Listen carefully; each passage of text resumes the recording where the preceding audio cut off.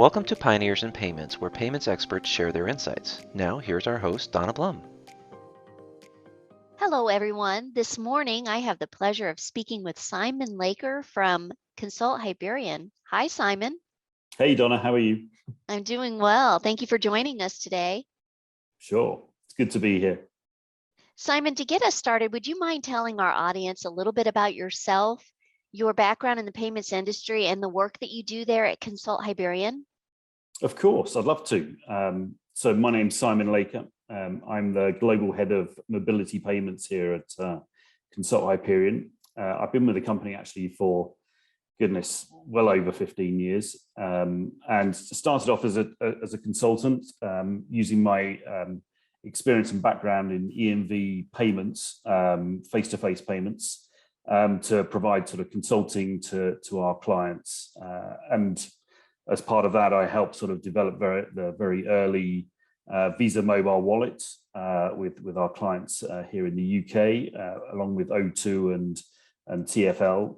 And then actually my next piece of work was working with TfL to figure out how you might be able to tap your contactless payment card directly at the transit gate. It had never really been done in a complex EMV market like the UK. So we had to figure out all sorts of things, and working together with the payment brands and with TfL and the acquirer, we kind of figured out a way forward, which has now moved to become the global standard, which is being sort of deployed across the States now and around the rest of the world. And that's really been the thrust of the work that I do day in, day out, supporting primarily transit agencies who want to deploy these solutions, typically working to hire a vendor to help them do that, and then working with the vendor to deploy, the great solution that we can see working in London, actually working in New York as well, in the US. As well as that, I said my title was mobility payments, so not just fare collection. We're starting to sort of develop capabilities in EV charging payments, and micromobility payments. Really looking across anything that gets you from A to B and how you pay for that getting from A to B. We're involved in those aspects.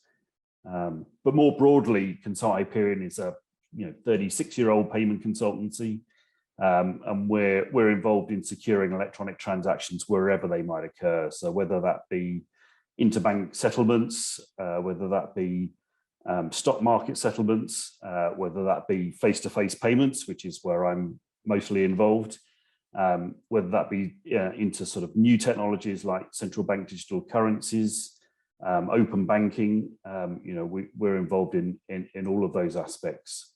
And actually a core part of what we do and a core aspect that we believe will unlock all of these future payment technologies is around digital identity and proving, for real who you are in a digital environment, which is very hard. And we're working with a number of national agencies around the world to help develop interoperable identity specifications for the digital world. So that's kind of a broad spread of everything that we do as a consultancy. Wonderful. Thank you so much for that. You certainly have a wealth of experience. And I know that last point you just made, I mean, fraud is definitely something that the industry is really paying close attention to right now. And it sounds like that's an amazing solution that you're providing there. So my first question to you is about trends in the industry. And we could probably talk all day about what's happening in the industry because there's a lot of innovation and change right now. But what would you say is the most notable trend? Well, for me, and I think for us here at Consult Hyperion, it's about the hyper-personalization of payments. So we as consumers that turn up and buy stuff either in store or online, we want to be able to pay now with not only our favorite medium with credit, debit cards, or cash, but we also want to use Venmo. We want to use buy now, pay later mechanisms. We want to be able to maybe use open banking processes or even crypto. And somehow merchants now need to be able to, adapt and change and be able to accept all of these different payment methods that we as consumers want to use. We have all these tools through these mobile phone devices that we have in our pockets, and we want to be able to use that to make our payments. There's a ton of innovation in our industry, around the globe, which is really exciting.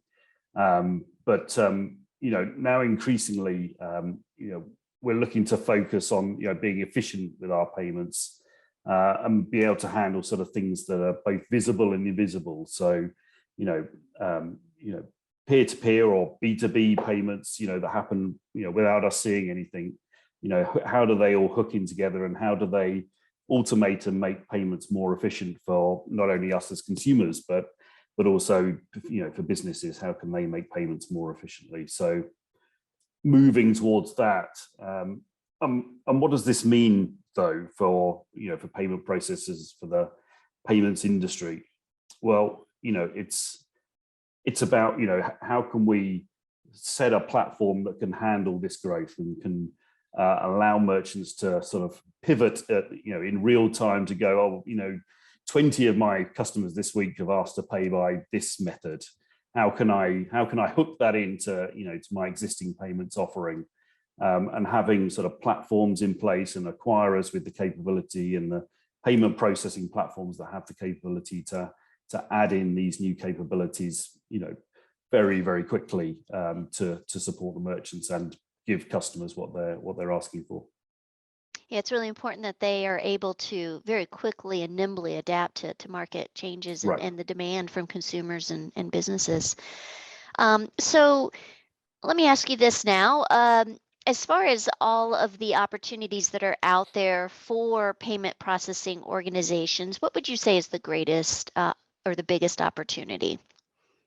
I think for us, the biggest opportunities lie in efficiency and interoperability. So for a long time, where card payments were king or cash was king, we kind of rested on our laurels a little bit. But even today, card payments in some areas of the world aren't as big as they are in the UK or the US. For instance, the EU as a whole, card payments only amount to about 50% of all payments. In some countries, cash is still very much king. In Kenya, where we've done a big project with Vodafone to deliver M-Pesa, M-Pesa far outweighs and far dwarfs any other payment mechanism in that country. So cards aren't necessarily the core payment mechanism in a lot of places. So having core processing platforms that can move from legacy, I'm calling card legacy, but it's been around for so long and we know how to process those, but be able to move from card processing to be able to add in CBDC processing, open banking, buy now, pay later, very quickly and reliably, to provide efficient payments. I think that's where things seem to be moving and where we should pay close attention to what's coming. Okay. Well, that's the greatest opportunity. What would you say the greatest challenge is today for organizations that process payments? Well, this is where we spend a lot of time. So, making those platforms, resilient. That's been our key word this year. There was over the past few years, there's been lots of news stories about Visa in the UK went down for a very short period, but boy, if a big platform and network like that can go down, or if we've had banks that sometimes go down, and we can't have a payment network like that. Cash doesn't go down; it's always there, it always works. But we're moving to a digital world, and we need to have reliable and resilient digital systems to live and work in those digital worlds. So it's about developing platforms that are resilient, that are secure, and that's not just a one and done process. It's a continually evolving, continually working, continually self-auditing these systems. So I think that's the the biggest opportunity, and I think the biggest goal that we should set ourselves as an industry is to become more resilient and more secure. And it's not just a job for today; it's a job forever. Right. Yeah, it's really just keeping the future in mind. Planning ahead to be resilient and to adapt, be flexible.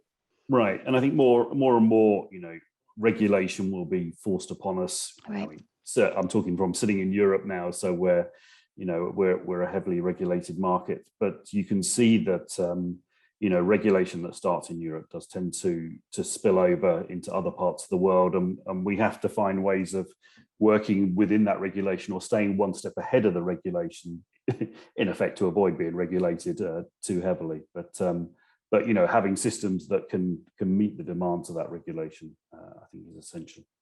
So Simon, I have one last question for you. So if you were to give, let's say, one final piece of advice to organizations that process payments, let's call it the silver bullet piece of advice, what would that be? Well, I think I'd continue the theme of the last answer, really, which is to develop a platform that delivers you that resilience and scalability, that allows you to grow and to pivot, and stay 100% uptime, 100% secure, but gives you the flexibility to meet the demands of what customers are asking for, and the exciting new technologies that are coming down the road, and be able to pivot quickly to them to meet the needs of the customer and the merchants. I think any platform provider that perhaps falls back or that doesn't quite meet those targets will find it hard to compete in our ever-growing digital marketplace. But resilience and security. Very good. So before we let you go here today, I was wondering if you might just share really briefly with our audience how they can learn more about Consult Hyperion. Cool. Yeah, we have lots of material on our website. That's the primary place where you can see more about us, and our web address is www.chyp.com. So chip to our friends, which is a helpful reminder to the technology that we use in our payment cards every day. So yeah, chyp.com. Wonderful. Okay, well, thank you so much for your time today, Simon. You're welcome, really Donna. Appreciate talking to you. It's always a pleasure. And I want to thank everybody for joining us. Have a wonderful day. Thanks, everybody. Thanks, Donna.